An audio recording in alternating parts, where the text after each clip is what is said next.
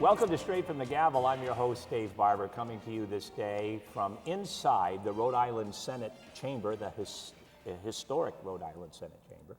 Each and every week at this time, we'd like to invite a member of the General Assembly in to discuss some of the things they've been working on and how it might impact all of us. Obviously, if we're taping the show inside the Senate Chamber, we have a proud member of the Rhode Island Senate. It gives me a great deal of pleasure to welcome back a woman who's appeared with us before.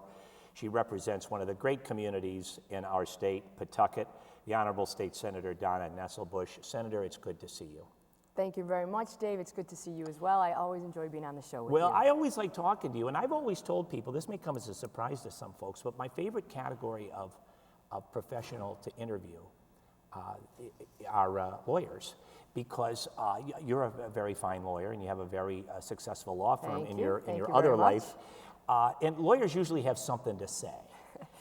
We are usually a gregarious lot, that's for sure. And you know, you stand for something, you know, and you have a point of view, and I like that, and you're certainly no exception here on the floor of the Rhode Island Senate.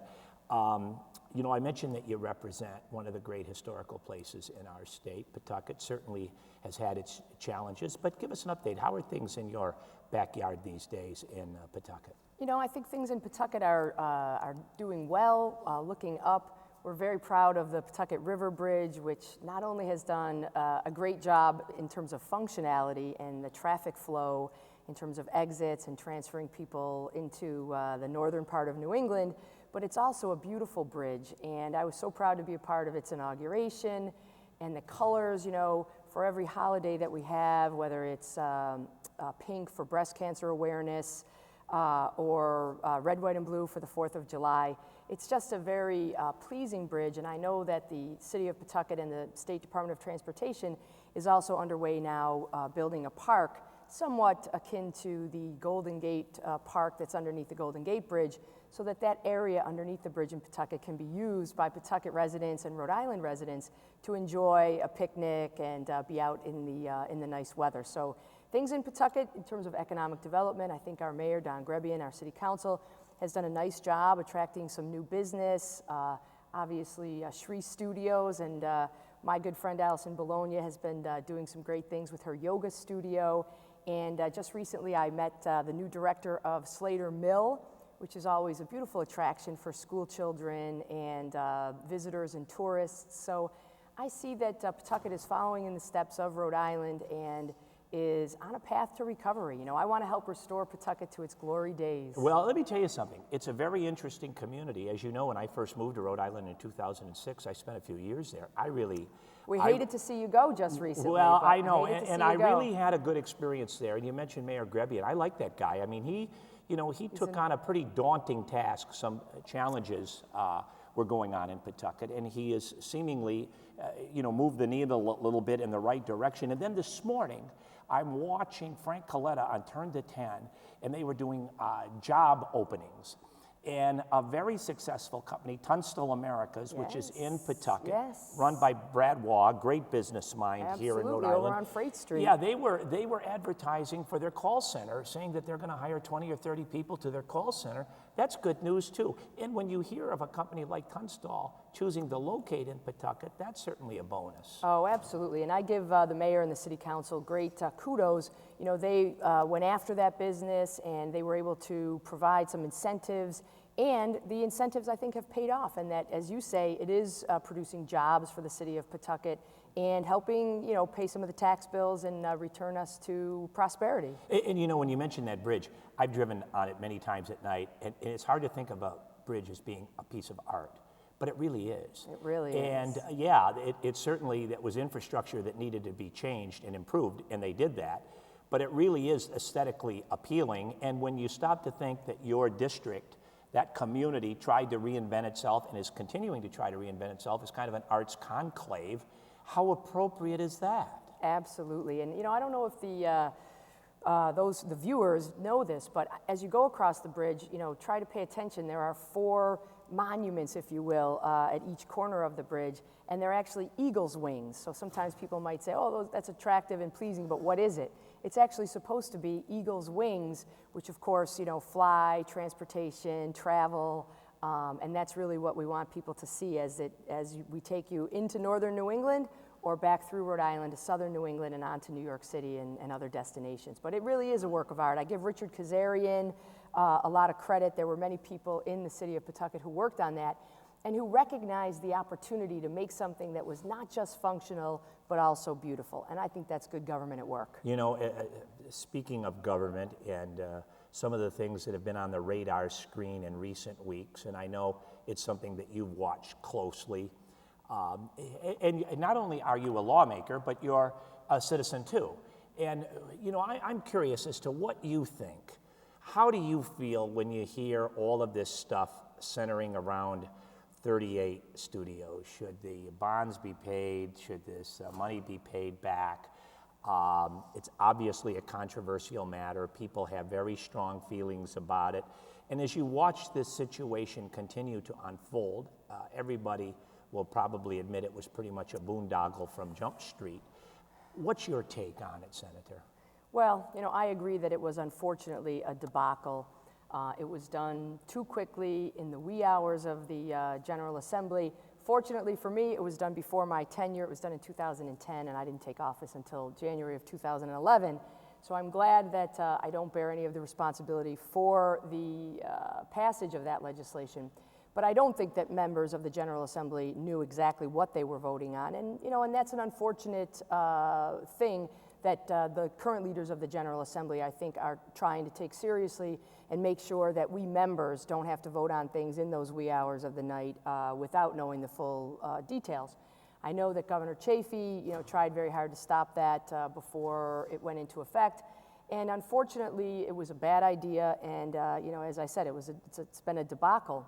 But unfortunately, those of us who are here now in the General Assembly, it is our job to figure out what is the best way to get our state beyond this debacle. And, you know, I've listened carefully, and as you said, Dave, people are passionate on both sides, and both sides of that equation, if you will, both sides of the issue, whether to pay back the moral obligation bonds or not, you know, they have their, you know, good points. However, so much of what we do up here in the General Assembly is you have to balance interests. You know, if the issues were, you know, completely easy, you know, you'd have more unanimous votes and things would be easier to get through. But in fact, on balance, I do believe that it is in our state's interest to pay back the bonds on 38 studios. And, you know, there have been studies commissioned. I do believe anytime you bamboozle somebody and say, gotcha, these were just moral obligation bonds and we don't have to pay. Anybody who loses money on a gotcha, even if they should have known, et cetera, that never makes anybody feel good. And I think that in order to get our state back on track with a reputation and a forward-thinking vision of integrity, we are a state that pays our bills, we are a state that has good ethics laws. We can talk about the Ethics Commission later. I know that that issue is hotly before us, and I think you know, will be voted on this year by the General Assembly, perhaps even Thursday by the General Assembly.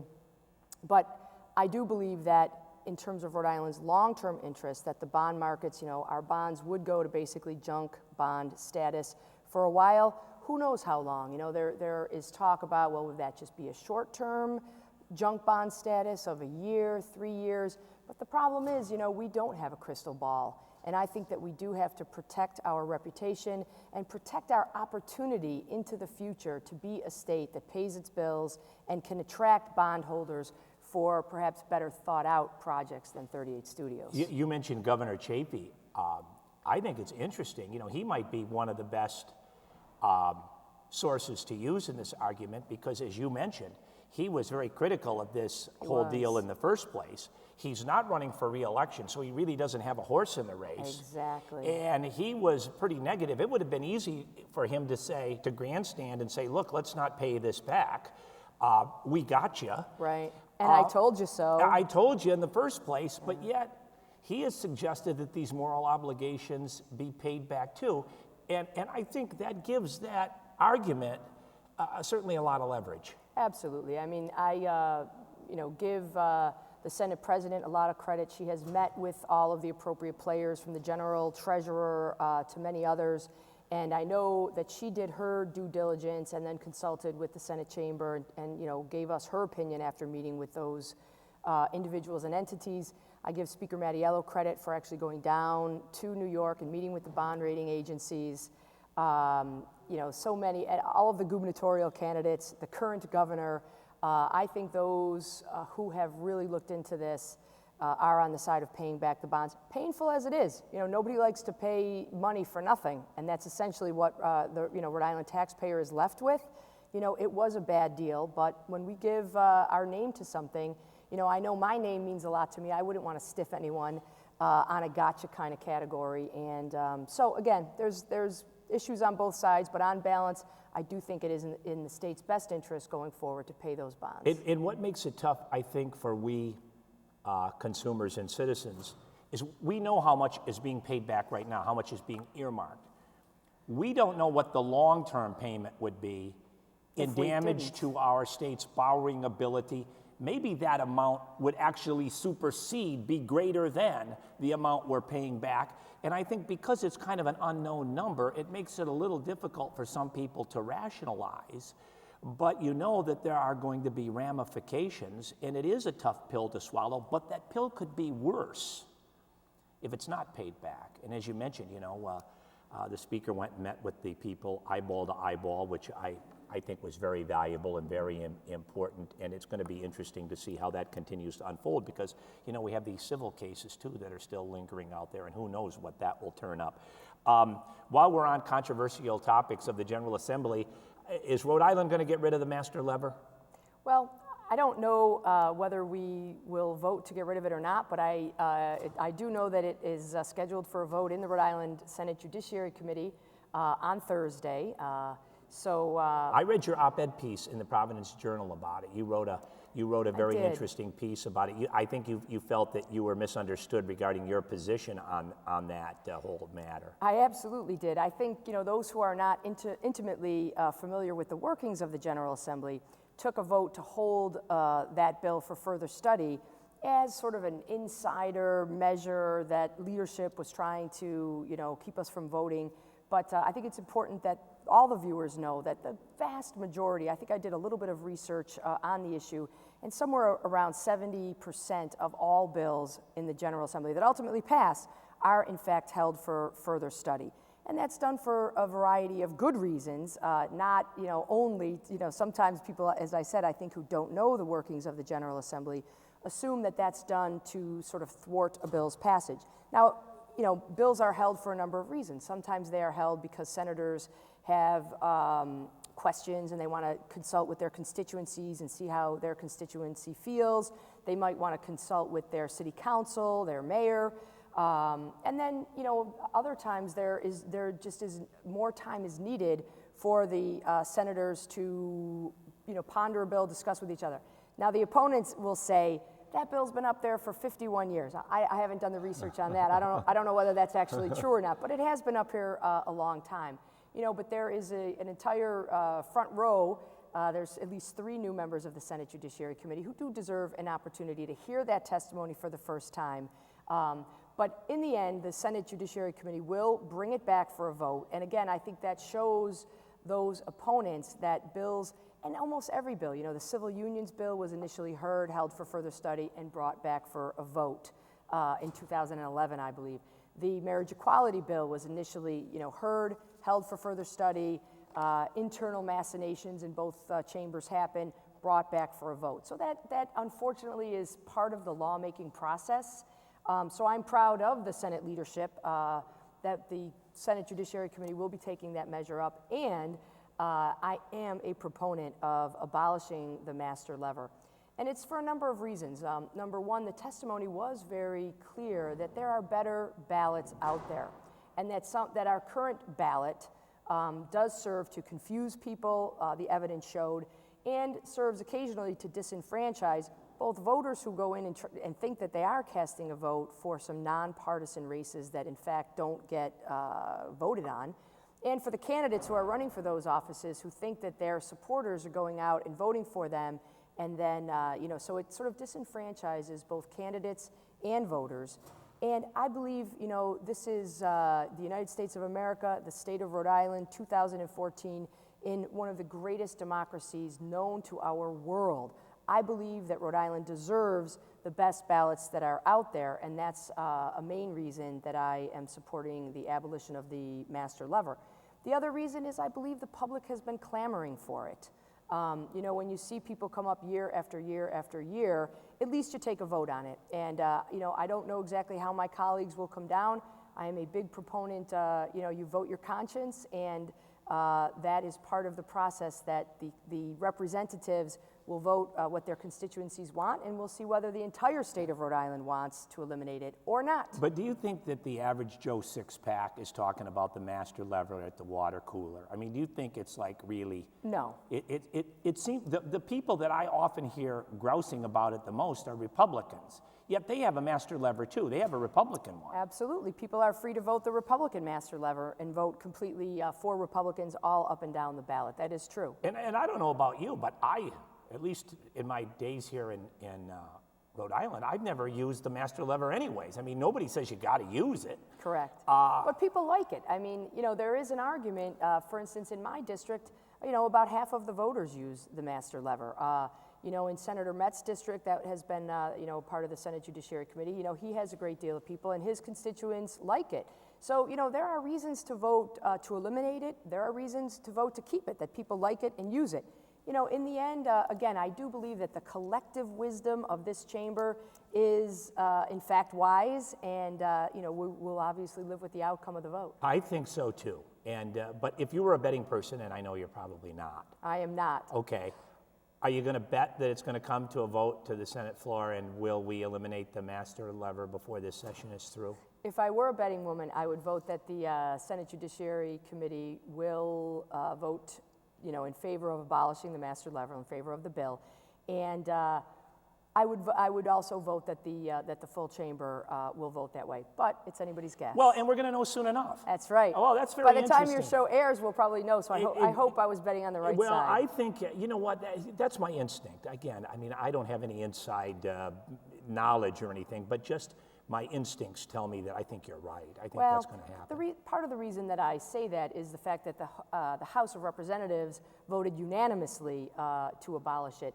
And, good government groups are clamoring for it. And as you correctly pointed out, that may be a small segment of society, but I do believe that it will be helpful for Rhode Island's image going forward, that we are adopting some good government measures. I believe that there are only 14 states left that have the option of the master lever. So again, while it's probably not the hottest issue debated at water coolers, I do think that, again, on balance, it's a good thing for the state of Rhode Island. One of the issues that may be hot at the water cooler concerns minimum wage. I knew you were going to bring that up. When you talked about water cooler, that's exactly what crossed my mind as well. What's happening with all of that here in this building this year, and what's your particular spin?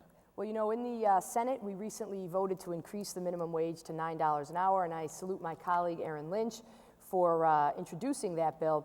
And I am strongly in favor of that. There's an interesting debate about whether the minimum wage was ever intended to be a, quote, living wage, or was that only intended to be a minimum wage for student workers, part-time workers. But when I listened to the debate, and when people are talking at water coolers and cocktail parties about it, while we do have a statute regarding the minimum wage, there is no regulation for a living wage. So absent that regulation, all we have is the minimum wage. And I have been very concerned, Dave, about the recent studies showing that the rich get richer, the poor are getting poorer, and the middle class is being eliminated. And I don't think that's what made America great. One of the things that I love about our country is the ability to transcend classes. I grew up very working class and through a great education and quality teachers, and that's why I support lots of education measures up here in the Senate. Through those great things and a great family, I was able to transcend social classes, and that, to me, is a fundamental part of the American dream that I want to make sure stays in place. And I think, $9 an hour, you can barely live on that. It's the least we can do for those who are working and the working poor. And I do think that as a state and as a nation, we have to begin to think more about that concept of a livable wage, because I am one of those people who believes if you work 40 hours a week and are diligent and do your job, you ought to be able to have a, it should be a living wage. Wow, and I'll tell you something. These people that just say, oh, that minimum wage is for teenagers, that was for entry-level jobs. Yeah. With unemployment the way it's been the last few years in our state and in our country, tell that to working women and working men who are in some cases taking 2 or 3 jobs, all at minimum wage to try to make ends meet. I know. This isn't a bunch of teenagers going out working at the ice cream shop at summertime. The minimum wage has become a real big factor. I remember interviewing your colleague, Senator Raptakis, one time, and he told me, he said, you can't hire good people for minimum wage. He says, you got to pay more than that if you want to get good quality people. And I think he's right. And the 1%ers, they seem to be doing just fine. Exactly. And we know that the wealthy have gotten wealthier. I think all of the statistics point in that direction. I don't think it's a question of a bad study or data that is not has not been vetted. I think the data is sound, and we have to do something to reverse that course. I mean, it's just what has made America great is having a strong middle class, people who can aspire to working hard, buying a house, and being able to eat dinner with their families. Dave, I think one of the things that has caught my attention and pains my heart the most is when I read the studies and the information about workers who have to work, as you said, 2 and 3 jobs, and they can't even get home to not only have dinner with their families, but put their kids to bed. Exactly. And as my late father would say, that ain't right. He used to say, that ain't right, and there ought to be a law. And I believe him on both counts. He was a wise man. Good for you, and preach it out, because I think you're exactly on target. And I know, speaking of wages, you've worked on some legislation that would penalize firms that don't pay appropriately or don't pay on time or withhold wages, things of that nature. Can you brief our viewers on that? Absolutely, Dave. I am a big proponent of the worker. I have 3 brothers. 2 of them were in unions, one as a elevator mechanic, the other in the pipe fitters. And when I see immigrants, I was asked to introduce this bill by a great group out of Central Falls in Senator Crowley's district, and it's Fuerza Laboral. And as some of the viewers know, I am fluent in Spanish, and I have a lot to do with the Latino community, and there is a large Latino community in Pawtucket as well as in Central Falls. And I hear these stories over and over again, how immigrant workers who don't speak the language well, they will be offered work, they'll work for 1 or 2 or 3 weeks, and then the job either picks up and moves, or the people say, enough of you, we're not going to pay you. And these folks barely know how to protect their rights, but it's basically wage theft.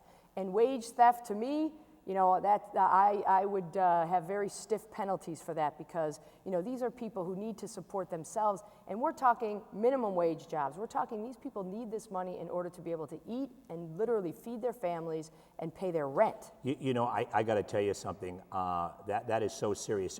I was born and raised in Michigan, and Michigan actually had a criminal statute that said it was a crime if you engaged in activity like that with employees. And I will not mention the name of the company, but there's a national construction firm, construction firm that not only does exactly what you're talking about, but they've literally started their own company store where they make the workers buy their foodstuffs and their merchandise for their families from their own store, because some of them have limited transportation and things of that nature. And they we see deduct that the back money. in the days of the railways and the coal mines. That's exactly they used to have the factory store, and we saw that was not necessarily good for workers. And so what's happening with this legislation now? Where is it? This legislation is currently in the Senate Labor Committee, and I have been working with Senate leadership as well as Committee Chair Paul Fogarty, and we are meeting with the various constituencies and interest groups. Some of the folks who represent independent contractors have a stake. Some of the people who represent businesses have a stake. And of course, those groups that represent labor are in favor of passing the bill. So I think the bill is fair. All it does is provide easier access for those immigrant workers who have had their wages stolen to be able to access the Department of Labor and Training system in order to get justice. and it triples the fines. They'll get triple their wages if they can prove that somebody did steal their wages. Now, sticking up for workers who are being exploited like that, now that's good government every day of the week. You lawyers call that treble damages. And how appropriate is that? On this issue, absolutely. Well, good going. Now, I want to also ask you, because we're coming up on the 1-year anniversary of recognizing same-sex marriage in the state of Rhode Island. And I think it was one of my proudest moments to work in this building and watch that unfold. And I know you, and you're way too modest to give yourself much credit on this, but you were a real champion. You worked very, very hard, tirelessly on this issue that was seen by some to be controversial. And the earth is still spinning on its axis. We're doing okay, aren't we? The sun still rises every morning. Yes, Dave. I mean, that was obviously my proudest moment as a senator. And I always say, of all of the bills that I have sponsored in the last 4 years, and in all the bills that I will ever sponsor, regardless of how many years I serve, that will always be the bill that had the most profound impact, both personally and historically. So a year later, I think everything has gone very well. I myself, as the Chief Judge of the City of Pawtucket, have the authority to officiate marriages. Oh, that's great. I have officiated at many same-sex marriages. I myself got married last year, and it was the happiest day of my life. And as you say, I think that most people in Rhode Island, not all, but most people would agree that same-sex marriage has not impacted heterosexual marriage in any way. All of the marriages were as strong or not so strong as they were before the passage of same-sex marriage. Yet, with the signing of that law, the swipe of a pen, we literally eliminated centuries of discrimination on that issue. So I think it's been a great success for our state. I'm so proud that Rhode Island has joined the other New England states. And the time that we did that, Dave, we were the 10th state in the nation, obviously the top 20%. At my last count, I believe it's 24 states, including the District of Columbia, have now enacted that. So this is a house of cards that is sweeping across the nation, and it won't be very long until the entire nation accepts same-sex marriage. Bravo, and future generations will look back and they'll go, what was the big deal? Exactly. What were they arguing about? Even now, kids are saying, why was it that people, they don't even understand it? Right, exactly. Which is a good thing. Now, in the minute or so we have left, how good did it make you feel to participate in the Cox Communications Scholarship Awards? 8 kids got, I think, what, $2,000? $2,000 each. That has to make you feel pretty good when you can give some young people that have been high achievers some money for college. Absolutely. I salute Cox Communications for having this scholarship award program, and the scholars who received those awards. I was so impressed that day, and the young woman from Shea High School, Laura Parra, who I had the pleasure of providing her scholarship to from Cox, of course, but they are the very best that Rhode Island has to offer. They're all going to exceptional colleges with a little bit of help from Cox Communications. So the scholars themselves, hats off to them. They've done a great job, and to Cox Communication. I thank them for being a great corporate citizen and providing this help to those scholars. Well, I'll tell you this. I've interviewed as many lawyers as anybody in this town over my career, and I'll tell you something. Having gotten to know you, you're one sharp cookie. You really do well by your constituents in Pawtucket. And since Spanish is your second language, I shall say to you, Senator Nesselbush, vayos con Dios, mi amiga. Gracias. Muchas gracias. Siempre un placer. It's a pleasure, Dave. You're a class act yourself. Thank you so much. We always enjoy having Senator Nesselbush on, and we hope that you enjoyed it too. My name is Dave Barber. Remember, you heard it straight from the Gavel.